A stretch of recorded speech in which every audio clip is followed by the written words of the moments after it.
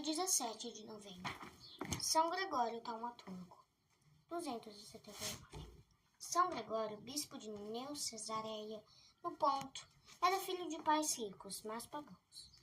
O cognome de Taumaturgo veio-lhe do grande número de milagres que em vida operou. Gregório possuía uma natural inclinação à caridade e uma sede insaciável de ciência. Este desejo irreprimível levou-o a Cesareia e Alexandria, onde se dedicou ao estudo das artes liberais. Os livros pagãos, porém, fizeram com que o paganismo, com suas doutrinas arbitrárias, o enfastiasse. Da leitura de livros cristãos, ganhou o conhecimento de verdades inconúcias e eternas da nossa santa religião.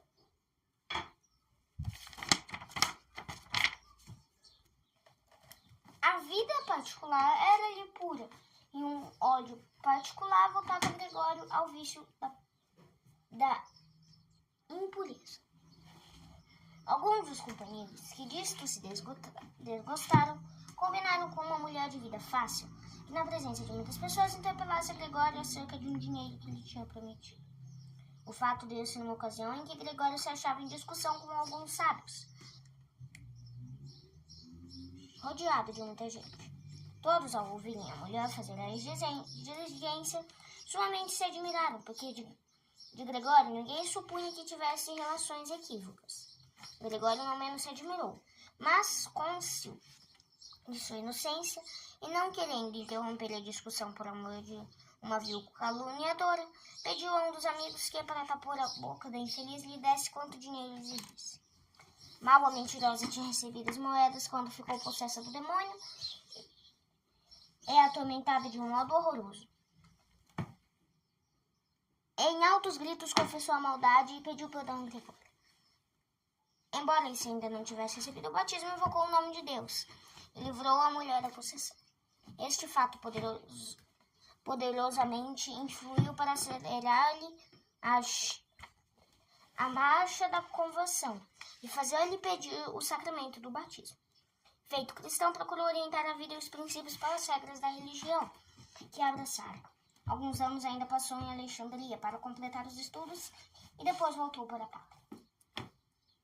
Lá dedicou todo o tempo a orações e meditação, mostrando a todos que o visitavam a cegueira da sua prostituição, a fealdade dos vícios, a verdade da religião cristã e a beleza das virtudes.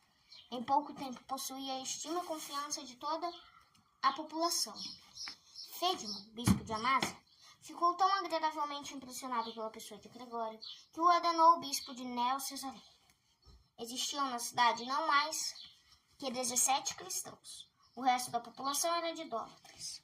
Antes de tomar as rédeas do governo episcopal, Gregório se retirou para a solidão em ardentes orações a Deus e a Maria Santíssima. Pediu luz para compreender de modo que devia dirigir os fiéis e converter os cidadãos ao cristianismo. Enquanto rezava, teve uma aparição de Nossa Senhora de São João, o qual, da mãe de Jesus, recebeu ordem para ensinar a Gregório o que havia de fazer como doutrina. Assim confortado, Gregório pôs mãos à obra e encetou logo a propaganda da fé entre os pagãos. Milagres estupendos com que Deus o favoreceu grandemente facilitaram-lhe o empreendimento. Antes de chegar à cidade, viu-se obrigado a pernoitar com um companheiro num templo pagão que havia na beira da estrada. O demônio costumava servir-se dos ídolos lá existentes para fazer comunicações a quem as pedisse. Gregório passou a noite toda em oração, benzeu o lugar e expulsou o demônio. Quando, no dia seguinte, o primeiro dos sacerdotes pagãos chegou ao templo para oferecer os sacrifícios, foi na entrada do edifício surpreendido por uma larida infernal. Os demônios contaram-lhe o acontecido, queixando-se do bispo, que os obrigara a sair do templo. O sacerdote dirigiu-se ao bispo e com ameaças exigiu a reabilitação dos espíritos na sua propriedade. Gregório aproveitou-se da ocasião para lhe demonstrar a impotência dos deuses e a onipotência do Deus Supremo. Para provar-lhe que Cristo tem o poder de chamar e enxotar os demônios, tomou um papel e nele escreveu só uma palavra: entrai. Este papel o sacerdote devia pôr no altar do templo e esperar pelo que há de vir. O pagão fez o que o bispo lhe ordenou e os demônios tornaram a entrar no templo. Este fato abriu os olhos ao sacerdote, o qual, com a família toda, se converteu. Muitos outros lhe seguiram no exemplo. O número cada vez crescente dos fiéis reclamou a construção de uma igreja. O lugar onde se devia erguer o novo templo era bastante limitado, devido a uma montanha cujo sopé se estendia consideravelmente. A igreja, diante dessa circunstância, não podia ser feita nas dimensões que Gregório desejava. Nessa dificuldade, recorreu à oração, qual não foi a admiração e o espanto de todos que presenciaram o espetáculo, quando viram a montanha recuar até o ponto desejado, dando assim lugar à construção da nova igreja. Este e outros fatos extraordinários, que na vida de Gregório se reproduziram quase diariamente, impressionaram os pagãos de tal maneira que em grandes massas pediram ser aceitas no seio da Igreja Católica. Naquela região havia um rio, cujas inundações anuais e quase sempre na estação do inverno muito prejudicavam casas e campos. O povo, em sua ânsia, recorreu ao Santo Bispo. Este, acompanhado de muita gente, dirigiu-se ao lugar onde as águas do rio costumavam romper o dito. Lá fincou o báculo na terra. O bastão criou raízes, cresceu, transformando-se em grande árvore, e daquela data em diante as águas nunca mais ultrapassaram o limite que o bispo lhes tinha marcado. 2 irmãos estavam em forte contenda por causa de um tanque picoso. Como não houvesse possibilidade de chegar a acordo sobre a posse do tanque, era para temer um desfecho desastroso da questão. Por uma outra vez, São Gregório conseguira restabelecer a paz entre os 2 pretendentes. Vendo, porém, que esta era de pouca duração e os ânimos não se acalmavam, pediu a Deus uma intervenção salutar. Na mesma noite, o tanque secou, e a briga não teve mais razão de ser. Se bem que tais e outros fatos o fizessem subir muito na estima do povo, Gregório procurou o mais possível declinar de si as honras que os fiéis lhe rendiam. Constantemente trazia consigo relíquias de santos, e a essas atribuía os milagres, que tão frequentemente se observavam. Se o bispo gozava de geral estima, havia alguns que o desprezavam e odiavam, entre estes dois judeus. Estes se dirigiram a um lugar onde o bispo todos os dias costumava passar, e pretenderam divertir-se à sua custa. Quando de fato Gregório passou, os 2 estavam no chão, fingindo-se morto, e o outro, com fingidas lágrimas, lhe pediu uma esmola para poder fazer o enterro do companheiro. Gregório, vendo que não tinha dinheiro consigo, deixou-lhe o manto e foi-se.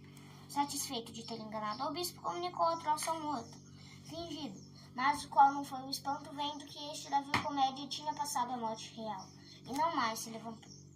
Gregório, sentindo já os rebates da morte, pela última vez quis visitar toda a diocese. Logo depois adoeceu gravemente e terminou a vida abençoada com uma santa morte. Antes de fechar os olhos para o último sono, perguntou ainda pelo número de pagãos existentes na cidade. Quando lhe disseram que eram 17, respondeu: Graças a Deus, quando vim para tomar conta da diocese, havia apenas 17 cristãos. Deus os conserve na santa fé e conceda a todos os infiéis a luz da verdade. De acordo com o desejo do santo, achou repouso não numa igreja ou lugar de destaque, mas no cemitério comum. São Gregório morreu em 270, na idade de 70 anos. Reflexões. O maior cuidado que São Gregório teve na vida foi cumprir pelas obras o que no batismo tinha prometido. Quando o homem é batizado, renuncia ao mau espírito, à sua vaidade e às suas obras. Faz uma aliança com Deus e promete só a ele servir e observar-lhe os santos mandamentos. Esta aliança o homem dissolve cada vez que comete um pecado grave. Observaste fielmente o que a Deus prometeste no batismo? Pode-se de ti afirmar em toda a verdade que São Bernardo dizia: renunciaste ao mau espírito e a ele que está servindo? Prometeste a Deus servir a ele e só observar os mandamentos e praticas o contrário. Envergonha-te diante do teu Deus e chora a tua infidelidade. Renova tuas promessas de batismo e observa as melhores futuramente.